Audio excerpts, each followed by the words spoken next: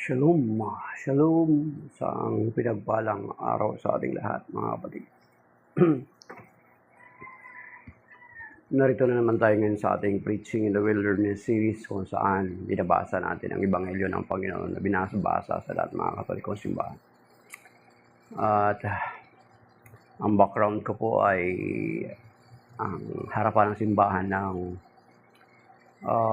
San Ildefonso Pares, San Ildefonso di Toledo Pares ng Tanay Rizal na yan. The other Saturdays, past 2 Saturdays, doon po tayo, kaya ganyan. Binabatid din natin yung mga kapwa natin Katoliko na from time to time ay sumusuporta sa atin at nakikisa sa atin sa ginagawa natin almost every day ay Father Jason Santos. Pero sometimes wala rin kasi busy tayo mga kapatid.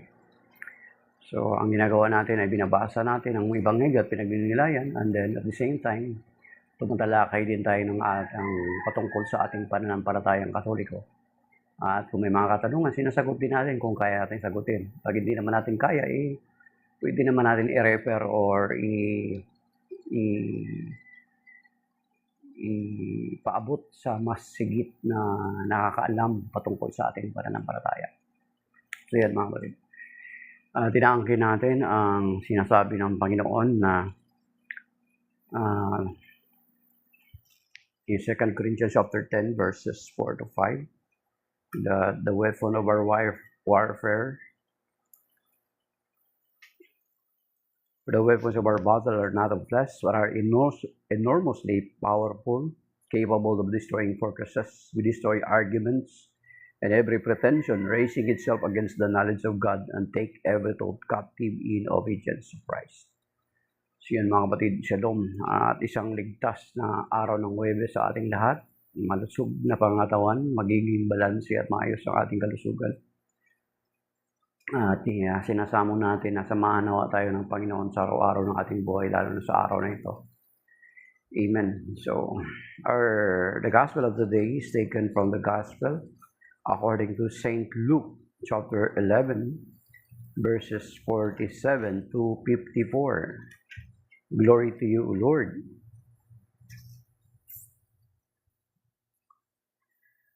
Woe to you, you build the memorial of the prophets whom your ancestors killed. Consequently, you bear witness and give consent to the deeds of your ancestors, for they killed them, and you do the building. Therefore, the wisdom of God said, I will send them prophets and apostles.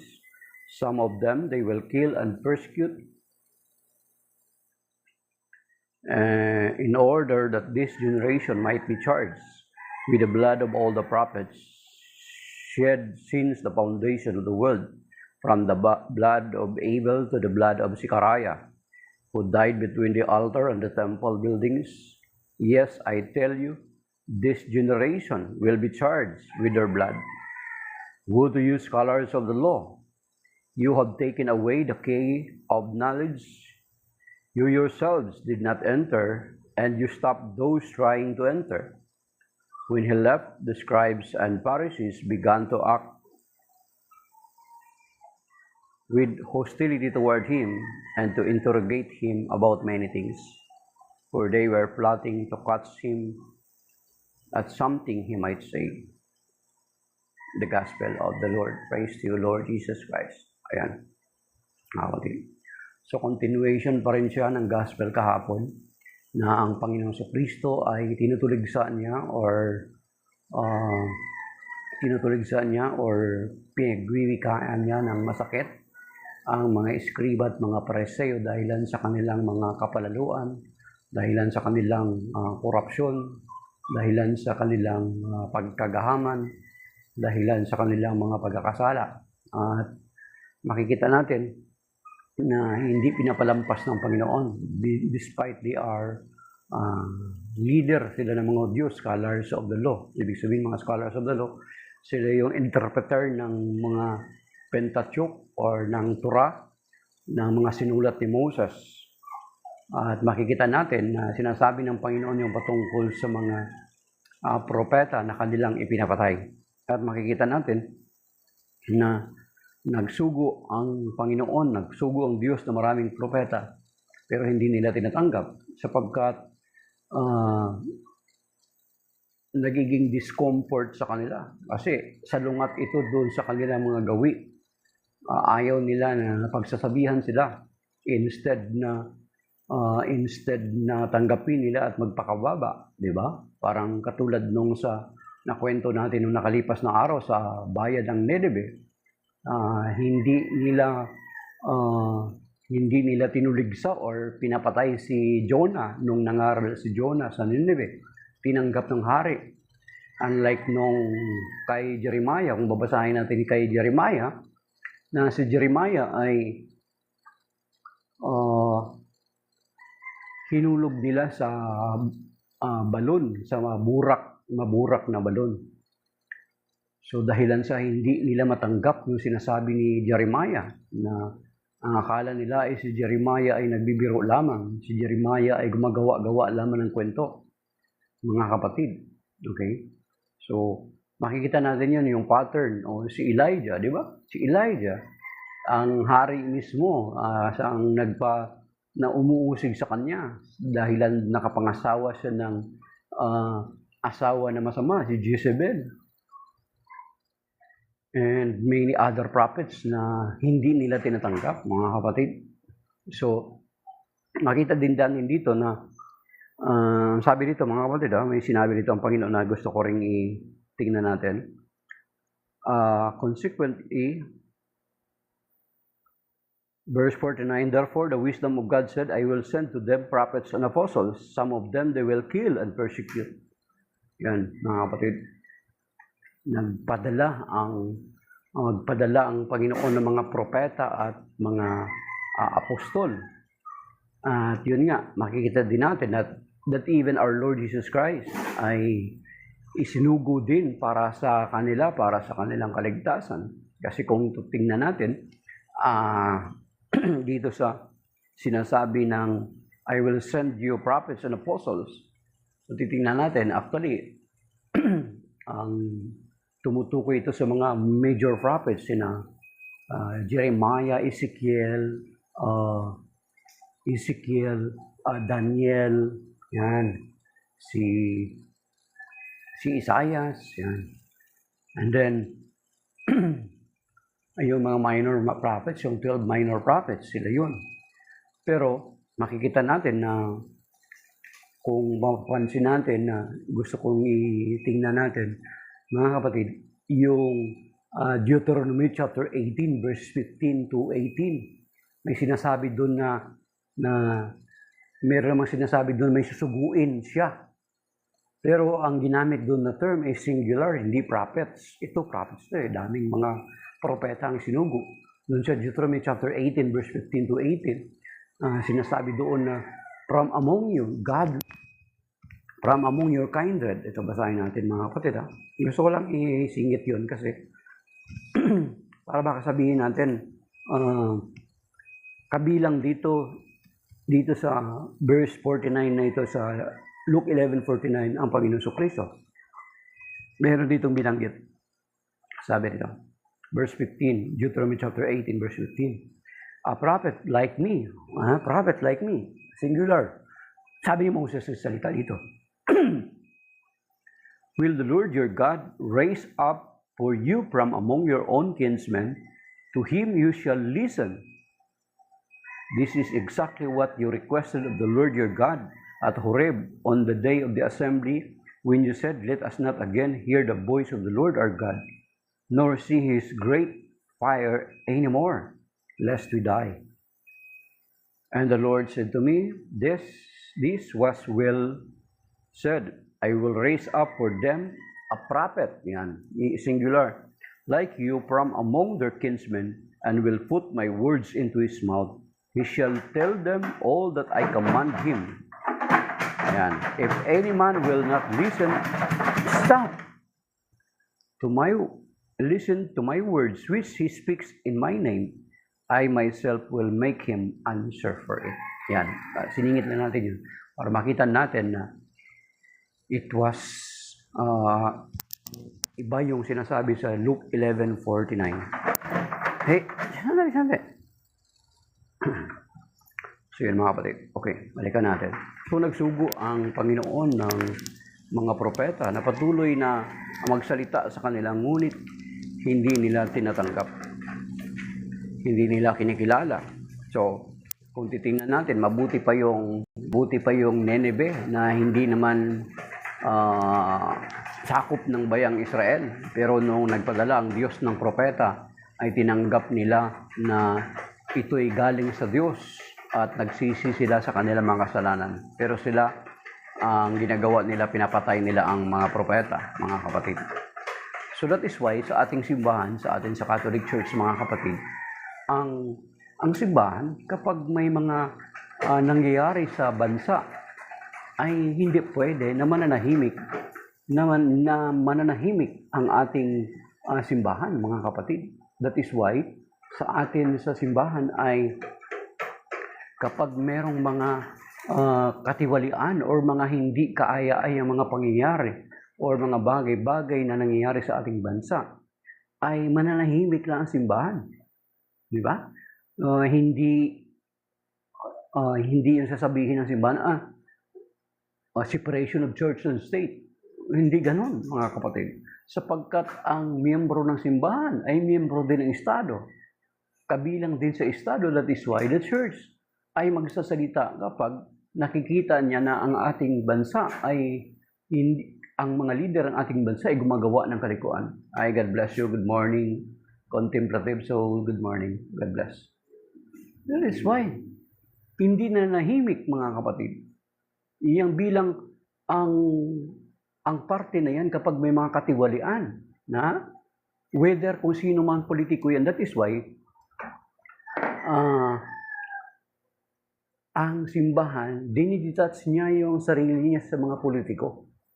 Kasi kapag hindi mo i-detach yung sarili mo sa politiko, hindi mo makikita yung kabuuan. Kasi di ba, kaya nga nagiging ako dati, nakaranas ako din natin ng ganyang damdamin na kapag naka-attach ka sa isang politiko, parang ang hirap mo makita yung mga pangyayari. So ang simbahan, ganun mga kapatid. That is why kung kahit sino mga leader yan, kapag hindi tumutugma sa ginagawa nila sa dapat nilang gawin, magsasalita ang simbahan, hindi pwede naman manahimik. Or else, kung babasahin natin itong ebanghelyo ngayon, ang sabi dito ng Panginoon, pinapatay ng mga ninuno nyo yung mga propeta. At yung kamatayan ng mga propeta na pinapatay ng kanilang mga ninuno, kasama pati sila. Involved pati sila. Kasi sabi niya, nagpatayo kayo ng mga memorial o mga bantayog para sa mga propeta. Basahin nyo para maintindihan nyo, para makita nyo na manlagot sila, mga kapatid. Kaya marami sa atin, lalo na ngayon, marami sa atin, hindi nga kayo pumatay ng mga drug addict. Pero actually, hindi kayo nagsasalita, nakiisa kayo. Ay, lalo na nagsasabi kayo, kasama sila dapat lang yun mamatay. Pero sa isang magulang na naghihinagpis na pati yung mga magulang na yun ay gusto magbago din yung anak niya, never pa rin magnanasa na mamatay yung kanyang anak. As much as possible, kung magawa ng paraan. Di ba? Magawa ng paraan. Ang totoo nun yung sa tinatawag na yung drug on war, ang namamatay lang naman, puro mga mahirap. Pagdating sa mayaman, hindi. At makikita natin yung reality ngayon, na kapag mahirap, sardinas lang nanakawin mo, makukulong ka agad. Pero bilyon-bilyon yung nawawala at very clear na involved yung mga politiko, ay parang gusto pa nilang gawing state witness. Di ba? So yan mga kapatid, basahin nyo itong sinasabi ngayon ng Panginoon, Luke chapter 11 verses 42 to 56 to 54. Luke chapter 11 verses 46 to 54. Na itong mga tao na ito, sabi niya, and he said to them, who also to you scholars of the law, you impose on people's, who to you build the memorials of the prophets whom your ancestors killed, okay? Nagpatayo kayo ng mga memorial o bantayog sa mga propeta na pinapatay ng inyong mga ninuno. Okay, ito sabi niya. Verse 48, consequently, okay, you bear witness and give consent to the deeds of your ancestors. You see? Ano tayo? Consequently, you bear witness. Saksi kayo at nagbigay kayo ng kapahintulutan sa mga ginawa ng inyong mga ninuno. For they killed them, pinatay nila sila, ang mga propeta, and you do the building. At nagpatayo na kayo ng mga memorial. Okay? Therefore, the wisdom of God said, I will send them prophets and apostles, some of them they will kill and persecute. In order, verse 50 mga kapatid, in order that this generation might be charged with the blood of the prophets, shed since the foundation of the world, from the blood of Abel to the blood of Zechariah, who died between the altar and the temple building. Yes, I tell you, this generation will be charged with their blood. So you see, hindi naman sila pumatay Mga ninuno na naman nila. Kaso they give consent by building a memorial ng mga propeta, ng mga bantay ng mga propeta. You see? Kaya yung simbahan noon never na nahimik. Aba, meron pang ibang simbahan nga, talagang nakiisa pa sa ganun. Wala silang sinasabi about to sa Ejeki. Talagang ang simbahan magsasalita, mga kapatid. Kasi yun yung gusto ng Diyos. Hindi gusto ng Diyos na kapag adik, patay na kagad. Pag mahirap, walang due process. Pag mayaman, due process. Di ba? Is it fair? No. Obviously not. Tapos, gustong-gusto nyo pa, nakikiisa pa kayo, yung dugo ng mga namatay niyon, nasa kamay din ninyo. Ito yung sinasabi ng Panginoon dito sa Ebanghelyo ngayon. Pinagsasabihan niya mga scholars of the law at mga scriba at mga Paraseo. Your ancestors killed the prophets, you do the building, you build a memorial for the prophets. Then dito sa verse 50, the blood will be charged in their hands. Kasama sila. Kasi nakiisa sila, nakisangkot sila, sumasang-ayon sila doon.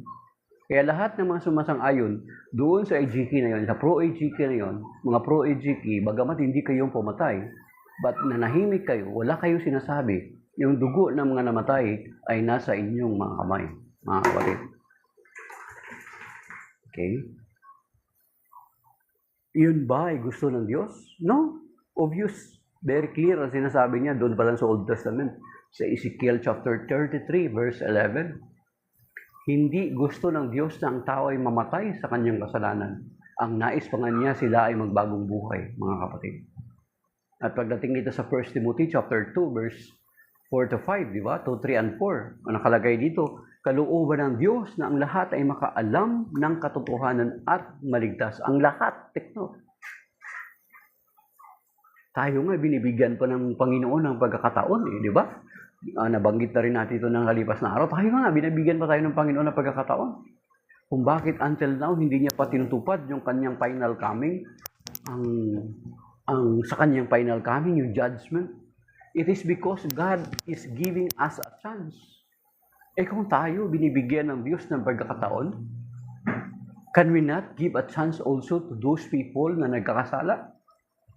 Now, obviously, na kapag may mga drug on war, yung mga tawag dito, mga dealer lang, mga maliliit lang na galamay yung namamatay. Pero yung pinaka-supplier, hindi. Di ba? Nahuli nga yung warehouse dati, ang nakulong lang yung caretaker pa. Pero yung pinaka-may-ari, nakulong ba, mga kapatid? Yung mga nagnanakaw ngayon, yung mga nagnanakaw sa barangay na ilang libo lang yan, kapag mahuli, kulong yan. Sa Mindanao yata yun, 80,000 yata yung na ano, or how many, 20,000 ba yung nanakaw? Kulong. Pero yung billion-billion ngayon, trillion, umabot ng trillion, mga ghost projects, mga substandard projects, hindi na kukulong. Hearing, due process. Pero kapag mahirap, walang due process. May nanakaw nga na matanda mangga, kulong. Sardinas, kulong. Nagnakaw ng chocolate, kulong. Pag politiko natin, mga mayayaman, due process. That is why the church, hindi talaga sumasang-ayon yung simbahan ng Catholic Church sa panahon ng AGK na yon, mga kapatid. That is why hindi kayo dapat magalit sa simbahan. Bakit ang simbahan nakikialam? Because even the Lord Jesus Christ, inatake niya yung mga leader ng mga Hudyo during those times because of their corruption also. Kaya hindi mo pwede sabihin na nakikialam tong Catholic Church, no. Kaya walang araw, pagdating sa Judgment Day, hindi kabilang ang simbahan na may dugo ang kamay. Pagdating doon sa AGK. There are many mga non-separated brethren natin, mga separated brethren natin. Okay? Sabihin ko na, hindi naman niya siguro ito panonood. Yung kapatid kong pastor, ano din yun, ganun din yun. Marami mga separated brethren natin, mga protestante, tahimik sila during those times, even until today, sa corruption na nangyayari. Only the Catholic Church ay tahasan nagsasalita laban dito. Of course, yung isang sekta nagsasabi na yung isang reliyon na itinatag dito sa Pilipinas, later on nagsalita din na dapat daw ilantad yung investigation sa ICI. Pero ang Catholic Church, consistent yan mga kapatid. Constant yan. Talagang kapag may corruption, magsasalita ang simbahan. Kasi hindi pwede na hindi ka magsasalita. Or else, kapag hindi ka magsalita, nakikiisa ka, nakikisangkot ka. Now, sabi ni Edmund Burke ba yun? Sabi ni Edmund Burke, for the devil to triumph, sabi niya, for the devil to triumph is because good people do nothing. You see? The same way na ang Catholic Church, katulad ng ginagawa ng Panginoon Jesucristo na tinutuligsaan niya yung mga eskriba at mga pareseyo sa kanilang corruption, the same with the church. Because the church, sila yung iniwan ng Panginoon dito sa lupa nang umakyat sa langit. So therefore, kung ano yung puno, ay ganda yung bunga. Anong sabi ni San Pablo sa 1 Corinthians chapter 11, verse 1? Imitate me as I imitate Christ. So therefore, kung ano ang Panginoon Jesucristo, kung tinuligsa ng Panginoon Jesucristo yung mga leader Hudyo noong unang panahon, much more the same with us sa panahon natin ngayon na hindi pwede mananahimik ang simbahan. Di ba? Na kitang-kita, di ba? Makikita ng simbahan na yung dapat mapunta sa tao, na pupunta sa bulsa. Di ba? Hindi pwede na mananahimik ka.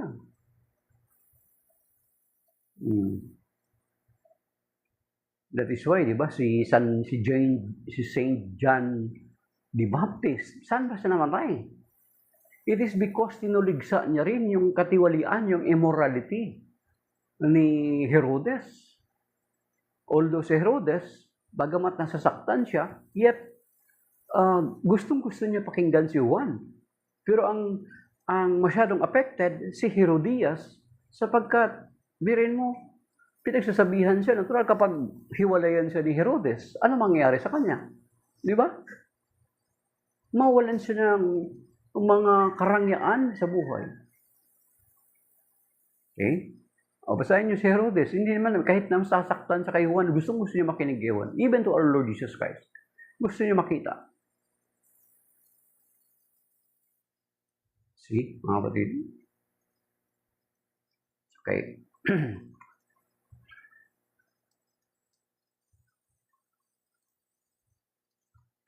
Luke 11.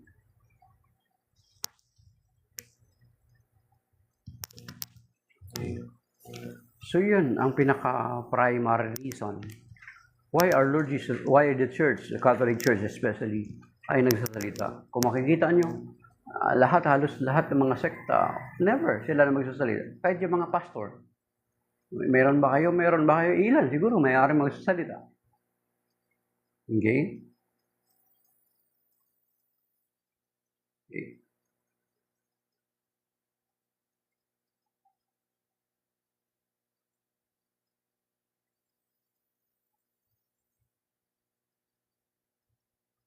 And then, simula noon, nagalit sila. Ito sa verse 54, for they were plotting. When he left, the scribes and Pharisees began to act with hostility toward him and to interrogate him about many things. For they were plotting to catch him at something he might say. Okay. So you see, gumawa na sila ng paraan. Kasi kung babasahin natin na ibang parte doon, especially halimbawa doon sa Matthew 23, makikita natin doon, natural nakikinabang sila mga kapatid. Kung matanggal sila or itanggalin sila, ano mangyari sa kanila? That is why kuminsan may mga tao na, lalo na sa panahon natin ngayon, di ba?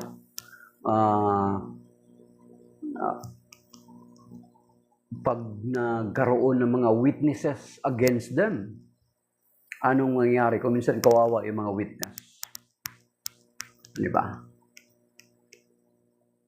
May tendency mamatay ang witness kasi iniingatan nila yung kanilang pangalan. Iniingatan nila yung nag-gain nilang kayamanan. Di ba? So yun ang nangyayari mga kapatid. Kaya that is why ang Panginoong Jesucristo, ganun din ang ginawa nila kasi napagsasabihan sila.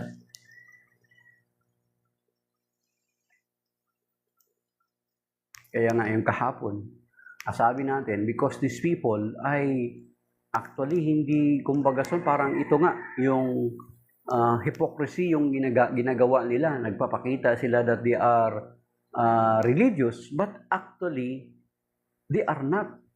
Kumbaga parang ginagamit lang na cover or front ang sabihin nila na naniniwala sila sa Diyos. Pero, the fact na yung ginagawa nila is separate or hiwalay sa gusto ng Diyos, parang ginagawa lang nila na front na kunwari naniniwala sila sa Diyos. Kasi kung naniniwala sila sa Diyos, then, katulad ng binanggit ng Panginoon kahapon, sabi niya, you pay no attention to judgment and love for God. Diba? Ano sabi dito kahapon sa niya?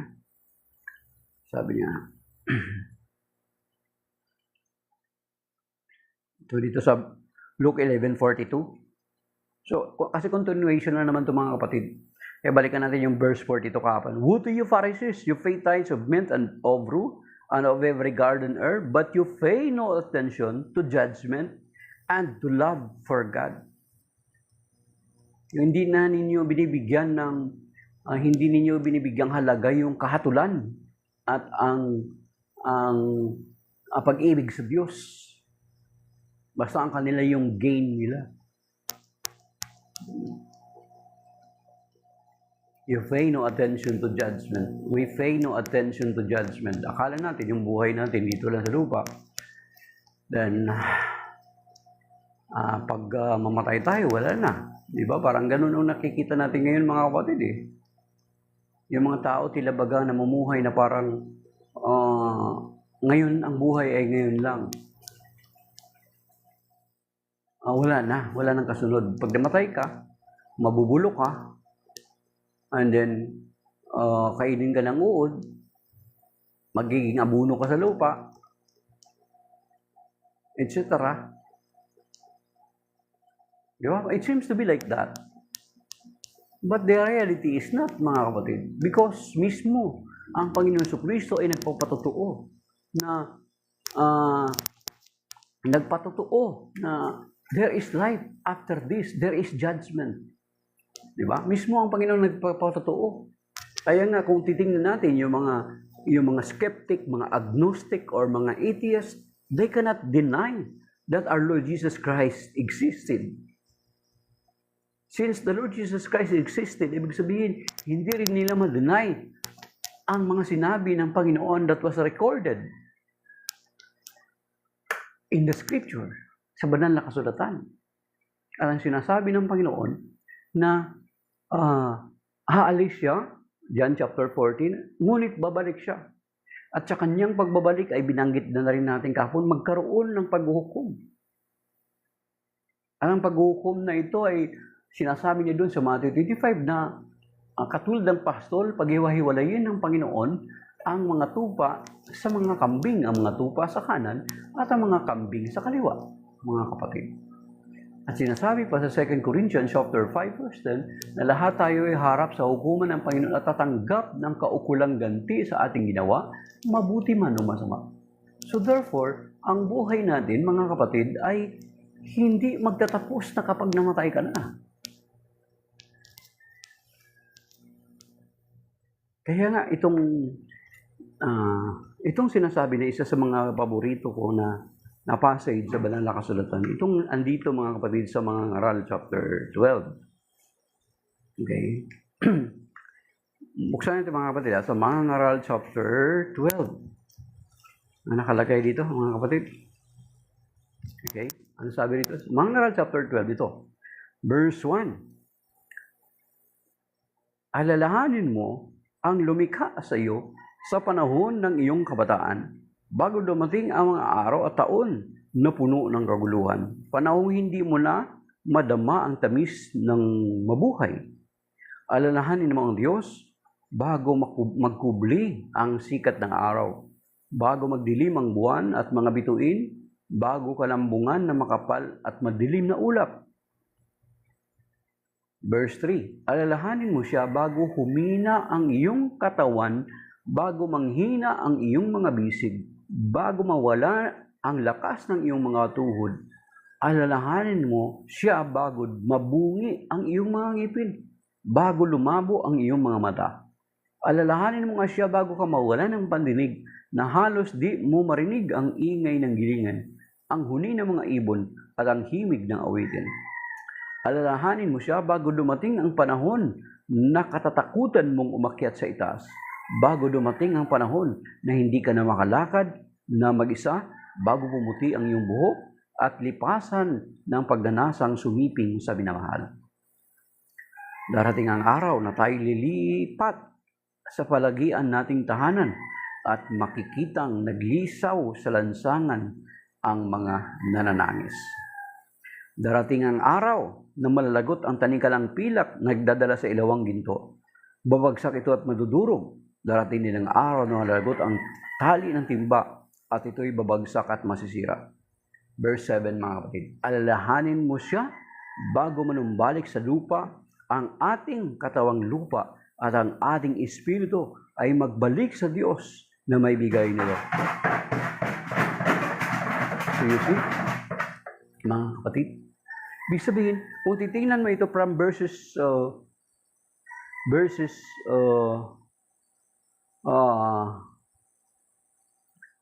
sa mga ngaral chapter 12 verses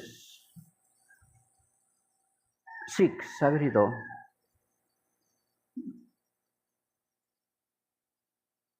darating ang araw, malalagot ang tanikalang pilak na nagdadala sa ilawang ginto, yung chandelier, babagsak na ito nung nadudurog. Darating din ang araw na malalagot ang tali ang timba, ito'y babagsak na masisira. Ibig sabihin, there is an end to everything. Di ba? Kaya nga, sinasabi dito sa verse 1 pa lang, alalahanin mo siya sa panahon pa lang ng iyong kabataan. Bago dumating yung manghihina na yung tuhod mo. Oh. Ibig sabihin, there is an end to everything. So that is why the Lord is saying to us na dapat bata pa lang, pinaglilingkuran na natin ang Diyos. Bata pa lang ay kinikilala natin siya sa ating buhay. Hindi na natin hintayin na manghina pa yung tuhod natin, mabungi na yung ngipin natin, manlabo na yung mata natin. Magkaroon na tayo ng, mahirapan na tayo maglakad bago natin siya alalahanin. bata pa lang, sinasabi niya, remember Him. Hindi na natin hintayin na bago pa man tumanda o mabungi yung ating imin, bago natin siya alalahanin. Pero yung pinaka-ultimate na sinabi ng Panginoon, dito sa banal na kasulatan, dito sa Mga Ngaral chapter 12 verse 7, alalahanin mo siya bago manumbalik sa lupa, ang ating katawang lupa at ang ating espiritu ay magbalik sa Diyos na may bigay nito. At sa pagbabalik at sa pagharap ng ating espiritu, ng ating kaluluwa sa Panginoon, you will receive the reward. It is either good na ginawa natin or masama na ginawa natin. Yung sinasabi sa 2 Corinthians chapter 5 verse 10, mga kapatid. Ay Pablo from Japan.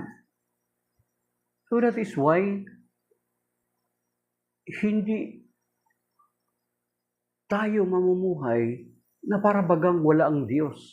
Or else, that is why, alam nyo ba mga kapatid, that is why, alam nyo ba na ang gumagawa ng plot na burahin ang Israel? Di ba? Yung sinasabi nila from the river to the sea. Di ba? Kaya nga maraming nagwagi sa propaganda na yan, nagwagi ang Hamas dyan sa propaganda na yan, tila baga ang kontrabida ang Israel. Pero ang the very purpose yan is to wipe out Israel. Kaya nga, yung pangalan na Palestine na yan, yung Palestine na yan, ay mga Romano ang gumawa niyan, the Roman Empire, para burahin sa kasaysayan ng kwento ng Israel, ng Judea. Basahin niyo yung kwento, basahin niyo yung history. And that is the diabolic, mga kapatid. Even ang Catholic Church gustong burahin sa kasaysayan ng demonyo, mga kapatid. Bakit? Because we are closely connected to the Lord. Kasi di ba, from Jesus Christ and His apostles, at tayo lang yung simbahan na may connection sa mga apostol unbroken. The rest of our separated brethren, they cannot establish a link to the apostles. So kapag mabura ang Catholic Church, mabura ang Israel, balang araw, ang mga tao, sasabihin nila, that is just a fairy tale. Kwento lang yan. Kasi wala nang ebidensya. Wala nang ebidensya eh. Di ba? Yun yung purpose. And that is diabolic. Hindi natin alam na akala natin, gawa lang to ng taon, ano lang to, giyera lang to, or whatsoever. But behind that, there is an enemy who is planning all those things. Kung basahin natin doon sa spiritual warfare, like Ephesians chapter 6, di ba? Verse 10 to 18. Sinasabi doon, our enemy, ang kalaban natin, hindi tao, kundi may mga kapangyarihan sa himpapawid. Basahin niyo mga kapatid. And that is the very purpose ng demonyo. Kaya nga, that is why division in the church, hindi po yan ginakalugdan ng Diyos. Merong working ang demonyo dyan. Kaya ang demonyo, alam nyo ba na, ito na narinig ko to sa mga matatalino na nag-aaral, ang diablo, mga kapatid, ang salitang diablo, nagmula daw po sa salitang etymology na word na diabolos, na ang ibig sabihin ng diabolos is to divide. To divide. The Lord Jesus Christ wanted to unify. He prayed for the unity. John 17, He prayed for the unity. He established a church and not a churches. That is why yung Matthew 16 verse 18 and John chapter 17, He prayed for the unity of the church. Then pagdating sa John chapter 10 verse 16, ang nakalagay doon, I have other sheep that is not yet in this fold that I need to take care for them also, so that there will be one flock and one shepherd. Hindi sinabi that there will be more flock and more shepherds. He never says so. Ang sinabi niya, there will be one flock and another and one shepherd. Hindi sinabi niya, there will be another flock and another shepherd. Kung that is the case na ang sinabi ng Panginoon sa John chapter 10 verse 16, there will be another flocks and another shepherd, tatanggapin na lang natin na okay lang tayo ng mga Kristiyano ay nagkakanya-kanya. Or else, kung may nag-claim na sila ay sugo ng Panginoon, kung ang sinabi sa John chapter 10 verse 16, there will be another flock and another shepherd, ibig sabihin, pwede pag-agawan ng mga separated brethren natin, yan na sila yan, pag-agawan nila.